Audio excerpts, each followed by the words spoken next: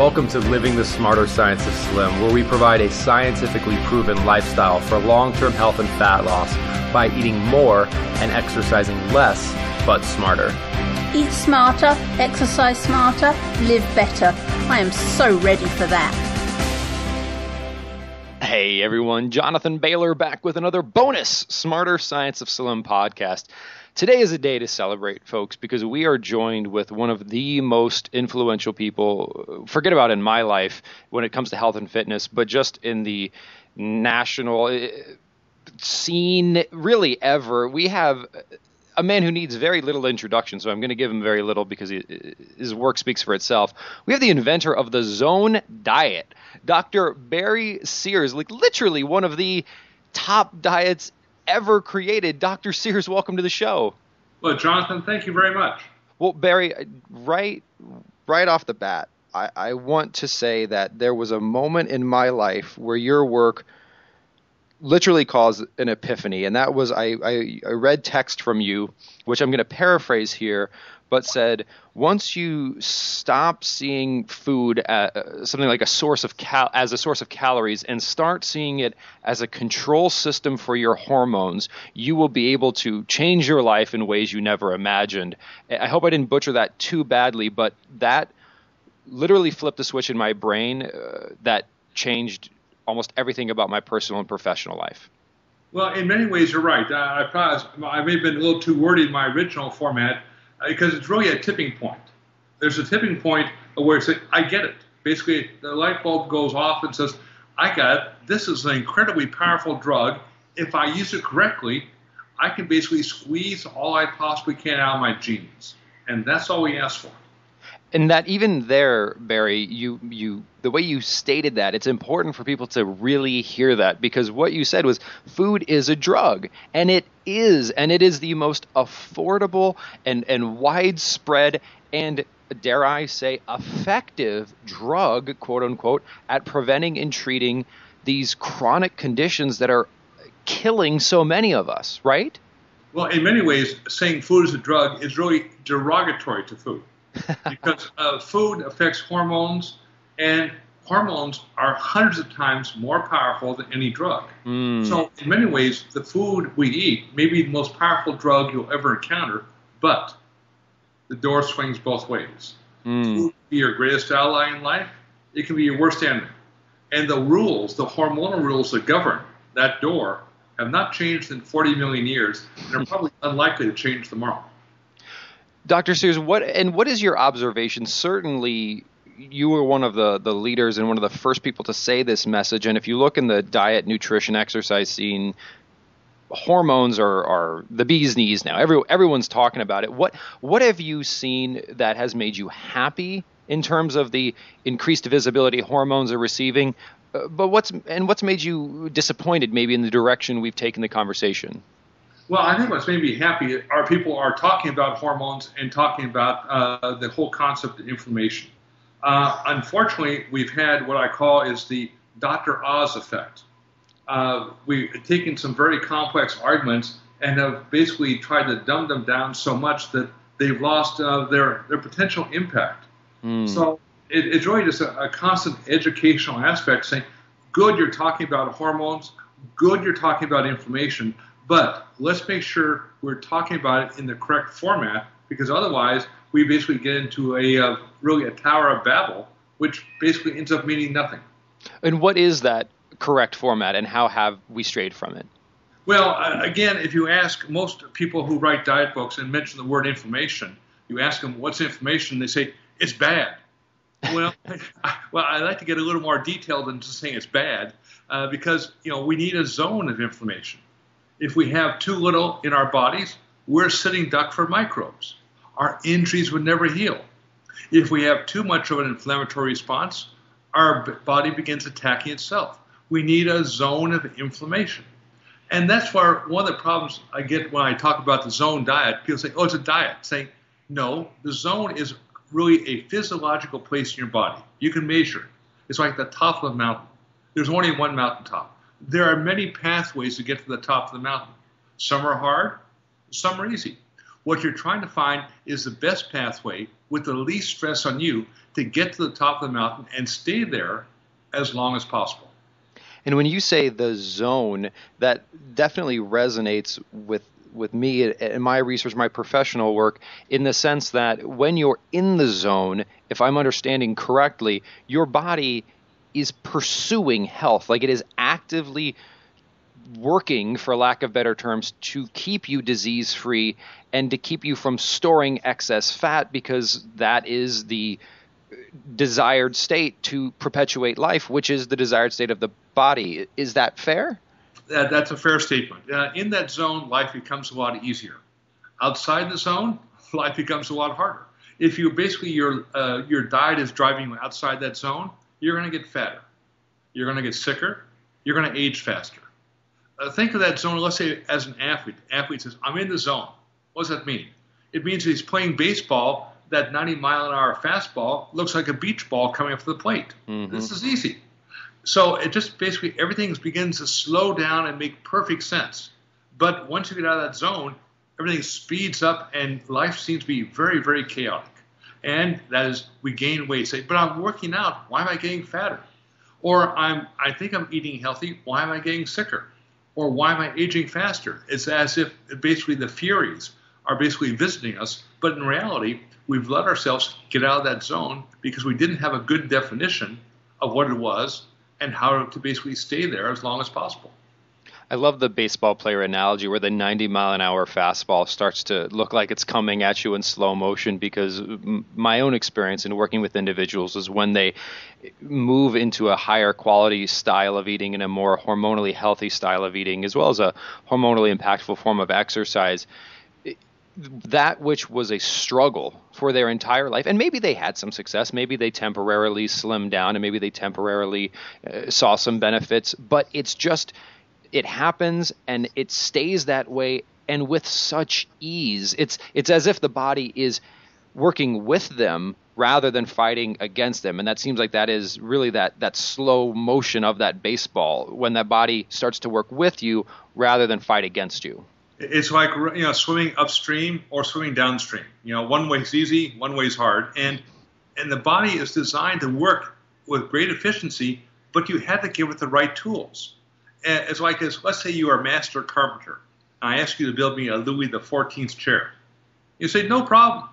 Now I give you a hammer. It says, this is all you got. You said, you got to be kidding. Because no matter how good a master carpenter you are, you're not going to build that Louis XIV chair. You need more tools, and you have to understand how those tools work. And once you do, then say, this is easy. I can do this.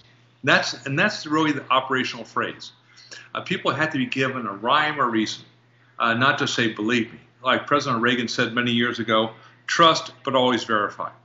Now, how do you, I like people to trust me. I'm sure you'd like to have people trust you, but say, how do you verify that basically it's working? Here's the simplest way. If you're eating in the zone, you're never hungry. Now, you say, well, that's not quite as, a high-tech definition, but in reality, it's a high-tech consequence of some very complex things taking place in your body. It's controlling inflammation in the brain, particularly in the hypothalamus that controls hunger. It's controlling the blood sugar levels. It's controlling basically the levels of inflammation. So if you have one watch, you have a very, very good diagnostic tool to tell you if you're in the zone. Now, you can go in greater detail, but most Americans, you ask them, how long before you get hungry after eating a meal? Usually it's about 2 hours. The ideal is that if you get the 5, then basically however you balance that plate to get the 5, basically now you're on your pathway to getting into that zone and staying there forever. And what are those tools, Barry? The analogy of creating that wonderful chair, and all we had was a hammer. It's going to be a challenge. What are the tools we need, and how do we use them? Well, there are 3 tools you need. First tool is one hand. Second tool is one eye. Third tool is one watch that works. Now, here's how you do it. At each meal, divide your plate into 3 equal sections. How do you do that? You use your eye. On 1/3 of that plate, you put some low-fat protein. How much? the amount you could put on the palm of the hand. Now, I'm 6'5", so my palm's a little bigger than most, so I can have a little more protein. Not a lot, but a little more. And what about the other 2/3 of the plate? You fill it full of colorful carbohydrates. They're called fruits and vegetables. And finally, you add a dash. That's a small amount, but a dash of heart-healthy monounsaturated fat, low in omega-6 fats and low in saturated fats, things like olive oil or guacamole or slivered almonds, and that's it. Now, how do you know it's working? You look at your watch. If you're not hungry 5 hours after eating that meal, and you have peak mental acuity, you know your meal you ate 5 hours ago was the correct balance for your hormones and your biochemistry. So what you're looking to do is, we only really eat maybe 10 different meals in our entire life. 2 different breakfasts, 3 different lunches, 5 different dinners. You just keep adjusting those meals you'd like to eat using those simple rules, and now you have 10 hormonal winning meals that you can follow throughout your life and basically say, I can maintain myself in the zone. And what will be the benefits? I lose not just weight. Losing weight's easy. Cut off your left arm. There goes 15 pounds right out there. No, it's losing excess body fat. It's a slow process. No matter what Dr. Oz says, you're not going to lose 15 pounds of body fat in 3 days' time. You can lose a lot of water. You can lose a lot of muscle mass, but you're not going to lose a lot of fat. It's a slow process. Better health. Better health is a lifelong struggle. You're struggling against excess inflammation. And if you're successful, you'll slow down the aging process. So it's saying, what's in it for me? You're going to lose fat, become more well, and age at a slower rate. Now, how do you do that? People say, science, I don't want to care. Just give me the bottom line. Say, okay, if you have the one hand, the one eye, and the one watch, you can do it if these are things which are important to you. If not, eat whatever you want to. and basically, hope that God gave you good genes, because some of us do. Some people can eat all the carbohydrates they want. They can drink a 5th of scotch every day, smoke 5 packs of cigarettes, and they do okay. But most of us are not going to be lucky. And if we aren't, then basically we have to watch what our food intake is with the same degree of vigilance we would in terms of taking a drug. You take it at the right dosage, at the right time, and if you do, you get the right results.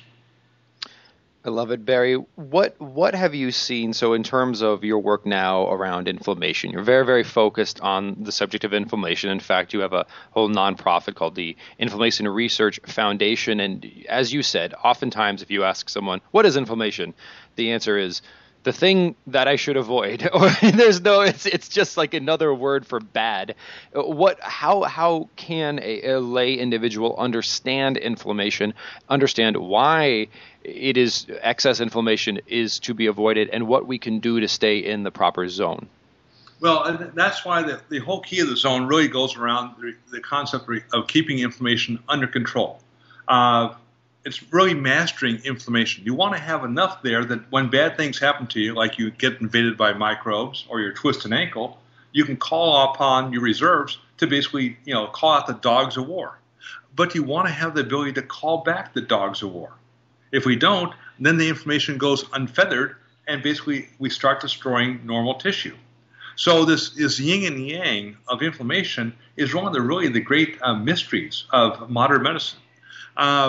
Yet we can control it to a great extent. Your diet is your primary tool, but you have 2 other anti-inflammatory supplements to add to your toolkit. One would be omega-3 fatty acids, because it's omega-6 fatty acids that drive inflammation. It's omega-3 fatty acids that control inflammation. You need them in balance. And the other is polyphenols. These are the chemicals that give fruits and vegetables their color. And why are polyphenols important? Because at low concentrations, they're excellent antioxidants. At higher concentrations, they're very good anti-inflammatories. And at still higher levels, they slow down the aging process. Now, much of their work is not done in the bloodstream, but in your gut.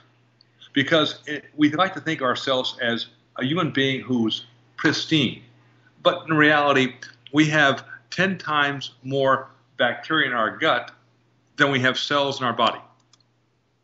And that to control that bacteria in our gut, we need those polyphenols. If they're not in high enough concentrations, what you have is basically really a sleeping giant of inflammation ready to find a hole in the armor in your gut to get in the bloodstream. And when it does, you've got some real problems. And polyphenols, you mentioned, certainly I'm a big fan. What are your thoughts then on green tea to help boost our polyphenol intake? Well, it will, but you got to drink a lot of green tea. We can look at just the antioxidant. At the lowest levels, the polyphenols are antioxidants. Ideally, you'd like to get about 20,000 what are called ORAC units per day. Now, that means eating about 2 pounds of vegetables.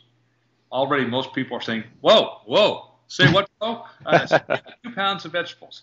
I can't do it. The answer is yes, you can. So I say, what if I drink polyphenols? Maybe if I basically drink green tea. Okay, how many glasses of green tea do I have to drink every day to get 20,000 ORAC units? About 40 cups. Now, I drink a lot of green tea, but I tell you, I don't drink 40 cups of green tea. Now, but there are other aspects that allow us to concentrate these polyphenols. One turns out to be red wine. So I say, okay, a glass of red wine, there's 2 things in red wine. There's the alcohol, and to date, no one's demonstrated the medical benefits of vodka. I'm sure there are some, but I can't figure them out.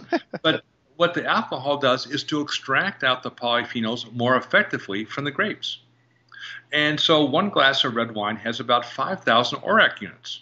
So you do a quick calculation and say, I got it. If I drink a bottle of red wine per day, I'll get my 20,000 ORAC units. I said, your mathematics are impeccable.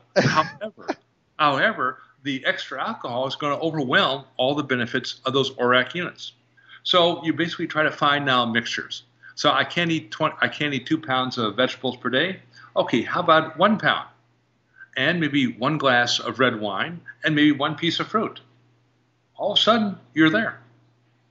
Yeah, it's that combination that I find to be extremely effective. And I know even personally for me, I personally don't drink alcohol, not because I'm against it, but I just never started, so I don't need to now. And for green tea, I do very much enjoy that, and I've found it to be very helpful to brew many bags of green tea in a small glass of water, of course decaffeinated. But I'll put, Dr. Sears, anywhere from 10 bags of green tea in 10 ounces of water, cold brew it overnight, drink it in the morning with my breakfast. And certainly there I'm not peeing all day, for lack of better terms. But the trouble with polyphenols is they're very bitter. And yes, that basically separates the men from the boys. And that's why people add sugar to their tea, or they ferment the tea and turn from green tea to black tea. It's not as bitter, but you've destroyed most of the polyphenols. So these polyphenols are very, very susceptible to fermentation, to heat, to processing. So that let's say another source of polyphenols people love to hear about are chocolate. Well, yes, in the cacao beans, the polyphenols are very rich. But by the time you begin to ferment the chocolate and you roast the chocolate and then make a chocolate bar, the polyphenols that you're getting are about maybe 1/10 of what they were. The same is true of coffee. Most Americans get their polyphenols from coffee. Now, nobody drinks green coffee because it's just too god-awful. But they drink the dark roast coffee at Starbucks, but by the time you've roasted it and fermented it, most of the polyphenols have been destroyed. So again, as you basically say, these are supplements I can use, and the omega-3 fatty acids. They all work at different parts of the pathway. And that's why I like to get the 20,000 ORAC units, because at those levels, now the polyphenols begin to activate a key enzyme called AMP kinase. This is really can be viewed as the enzyme of life. If you can activate this enzyme, it slows down the aging process. So you pick out the level of what you want out of life. Do you want to basically slow down the aging process a little, more, or a lot? And that'll tell you exactly how many polyphenols you need in the course of a day. Well, this is great news for me, Dr. Sears. I'm a fan of the green smoothie, so I try to do my green leafy vegetables. I think I'm probably at a couple pounds. I've got my green tea. I do my undutched cocoa and a lot of my healthy, zone-friendly type desserts, and before and after workouts, I try to enjoy some berries. And I think that might put me up in the upper echelons of some ORAC units. Exactly. So on that part of the equation, you've done an excellent job. Then you have to work on the omega-3 question. What we've had in the last 100 years, last century, has been a radical alteration of the human diet, where basically omega-6 fatty acids, which are a very minor component, have now become the primary source of calories on a worldwide basis because they're the cheapest source of calories. And with that, there's been a corresponding drop in omega-3 fatty acids. Now, what this means, you've done everything in your power to increase inflammation. So adding back omega-3 fatty acids is basically makes perfect anti-inflammatory sense if you add back a therapeutic dose. What's a therapeutic dose? It turns out it's a lot more than anybody anticipates. And that's a lot of the work we do at the Inflammation Research Foundation is doing clinical studies with high-dose omega-3 fatty acids to treat and reverse some pretty nasty diseases. Well, like I'll take one. How about severe brain trauma? This is when you kind of get, you get knocked out, you go comatose, they wheel you back to the hospital, and they hope you die. But it turns out, and we published this, when you give high doses of omega-3 fatty acids, you can bring these people back because they have to put out the fire in the brain. And the same is true of virtually every chronic disease. We can view obesity as basically your fat's on fire. Heart disease, your heart cells are on fire. Cancer, your immune system's on fire. Diabetes, your pancreas is on fire. And neurological disorders, your brain's on fire. Put out the fire, give the body a chance to heal itself, it will. But it's very hard to heal itself if the fire is constantly burning. And so one of the best ways to do that is, again, high-dose omega-3 fatty acids. Now, unlike the polyphenols, where it's virtually impossible to overdose in them, can you take too many omega-3 fatty acids? Yes, you can. Can you take too few? Yes, you can. How do you know? Now we use science. Basically, there's a blood test, a ratio of 2 fatty acids in the blood. Actually, we have a website called Zone Diagnostics that allows you to measure that using just a finger stick method in your own home. And you send it off to a laboratory, but when you get back that data, that becomes now the most important tool you'll ever have. It'll tell you, one, how inflamed you are, and which direction you have to work in to either lower arachidonic acid by following the zone diet, or increasing the intake of omega-3 fatty acids, and probably ideally both. And when you say increasing the intake, certainly let's talk a bit about the dose, but we also need to talk about the form, right? Because there's chia and flax seeds, which are providing us with the ALA, but then we get the EPA and the DHA, which my understanding is much more biologically available to us from primarily animal sources. That's correct. We want to believe we can use vegetable sources like chia or flax seeds, but they contain short-chain omega-3 fatty acids.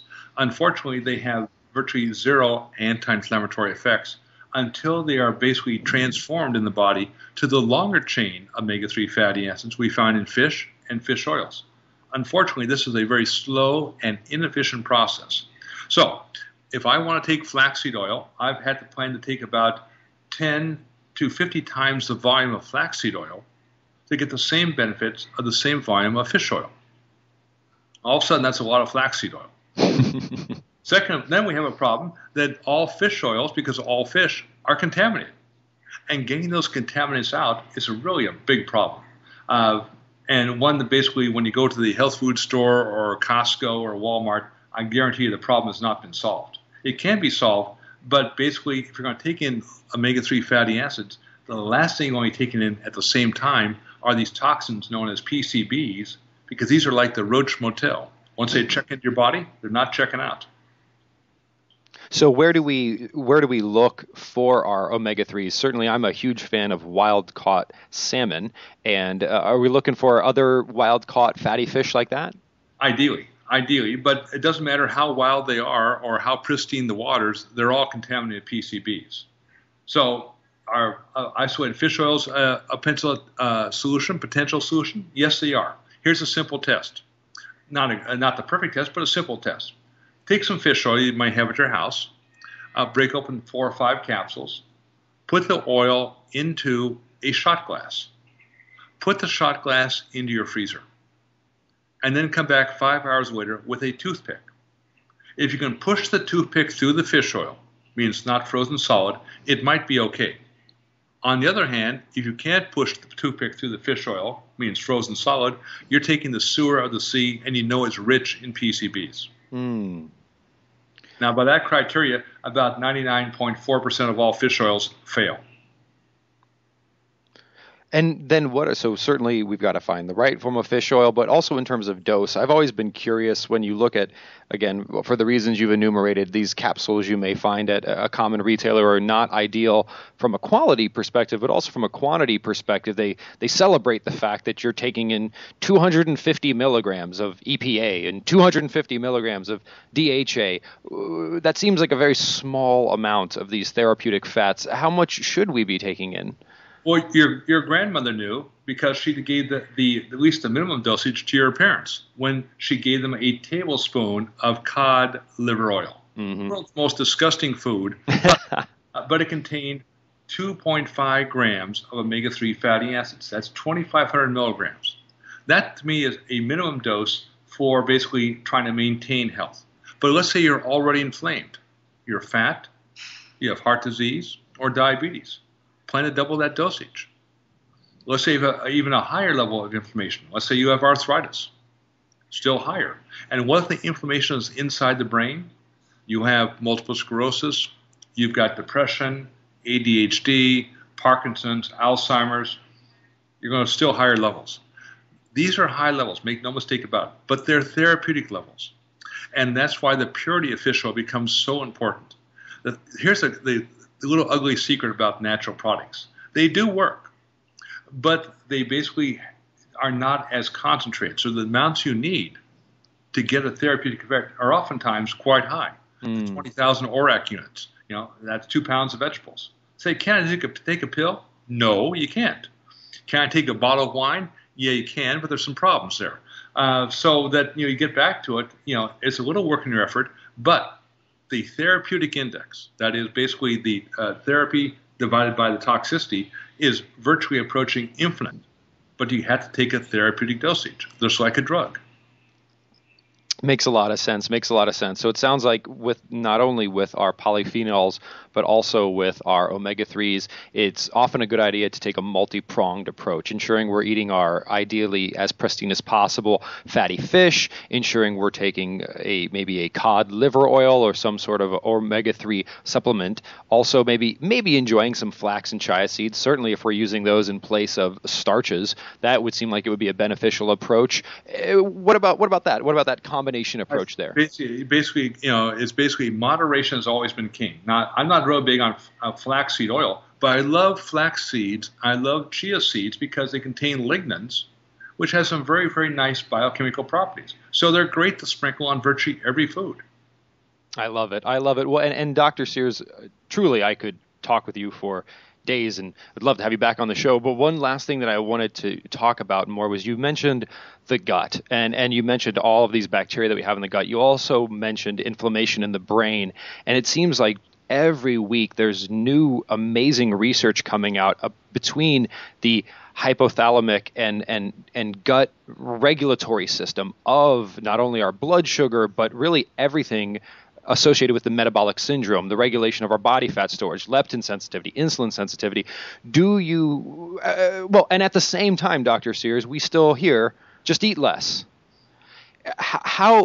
Clearly what we're talking about here is actually eating more, but doing that smarter. It's eating pounds of vegetables. It's eating lots of delicious fish and flax seeds. But we're told just eat less. That seems to be the exact opposite of what we should do. It is because, again, and usually that is basically primarily focused on the overweight person. Eat less, exercise more.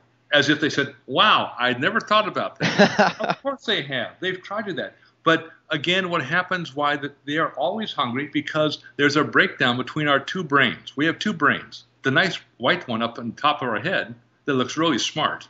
The second brain is in our gut, which is slimy, stinky, and smells. So I said, but these two brains are in constant communication. And if they're basically talking to each other effectively, then you won't have these problems. But what disturbs the communication? Increased inflammation. So this is why basically gut health, keeping the inflammation down in your gut, becomes so important to keeping inflammation in the brain down and inflammation in the rest of the body down. So again, we're going back to things that your grandmother said. Who knew she's at the cutting edge of biotechnology? I knew she was a smart woman.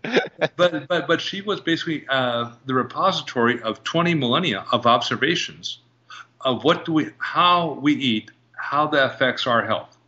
And we basically have gotten away from that. Now new breakthroughs in biotechnology have told us, saying that ancient wisdom was well-founded. And it's only now that we have the technology to say, oh my God, what we eat has such an important effect on keeping inflammation down, so each of our 100 trillion cells in our body can now talk more effectively. And if they do, we live longer, we live better. Dr. Sears, I love it, and both personally and professionally, I thank you for all the work you've done for decades and decades and continue to do. It's certainly helped me, and I know it's helped the lives of millions, and I just think it's so encouraging to promote a message of heal the body and then allow the body to homeostatically perpetuate health as it might be perpetuating disease right now, because we certainly all understand just how powerful the body's quote-unquote preferences are by looking at the fact of how much we struggle with obesity and diabetes, and to think that we could take that same system and by keeping it in the zone, as you call it, we can actually make it work for us rather than against us. Exactly. Put out the fire and basically the body will heal itself. But again, if the fire is not put out, basically it's spitting into the wind. Folks, his name is Dr. Barry Sears. You've undoubtedly heard about him before. He is the founder of the Zone Diet. And if you haven't read one of his 12, I believe, books, you can certainly get them and a lot more information at both drsears.com, which is going to be a bit more scientifically focused. Again, that's drsears.com, and also from zonediet.com, which is going to be a bit more product focused. So, Dr. Sears, thank you again for joining us. It's been an absolute pleasure. Jonathan, my pleasure. Folks, I hope you enjoyed today's show as much as I did, and remember, this week and every week after, eat smarter, exercise smarter, and live better. Talk with you soon. Wait, don't stop listening yet. If you like the podcast and if there's other ways we can help you, please join us in the Smarter Science of Slim support group, which is freely available at the Smarter Science of Slim website, smarterscienceofslim.com. There you'll find all kinds of free recipes and success stories and just all kinds of fun stuff, like how to help your kids go sane and just great community content. And just one last thing before you go, if you wouldn't mind heading over to iTunes and up onto Amazon.com and leaving us a review, and then going over to Facebook and liking us, we would hugely appreciate it.